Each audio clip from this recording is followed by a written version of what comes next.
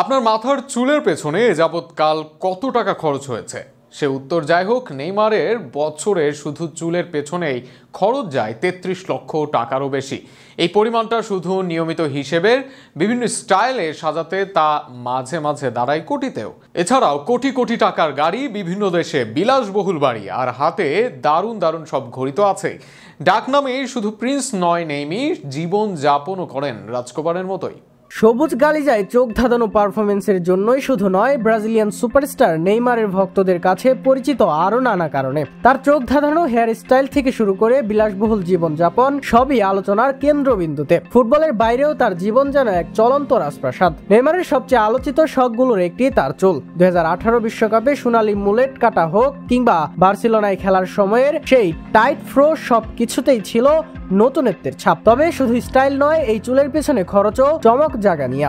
জানা যায় প্রতি মাসেই তার হেয়ার কাটিং এ ব্যয় হয় প্রায় 2000 ইউরো, যা বছরে গিয়ে দাঁড়ায় 24,000 ইউরো বাংলাদেশি মুদ্রায়, যা প্রায় 33 লাখ টাকারও বেশি। তবে নেইমারের বিলাসিতা এখানেই শেষ নয়।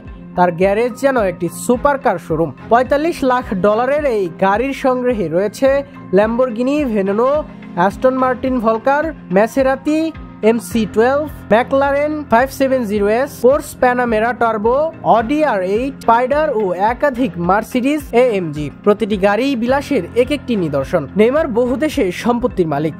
প্যারিসে তার রয়েছে একটি 20 মিলিয়ন ইউরো মূল্যের বিলাসবহুল বাড়ি, যেখানে PSG-তে কাটিয়েছে টানা 5টি বছর। ব্রাজিলে তার নিজস্ব একটি 25.5 লাখ ডলারের বাংলো রয়েছে।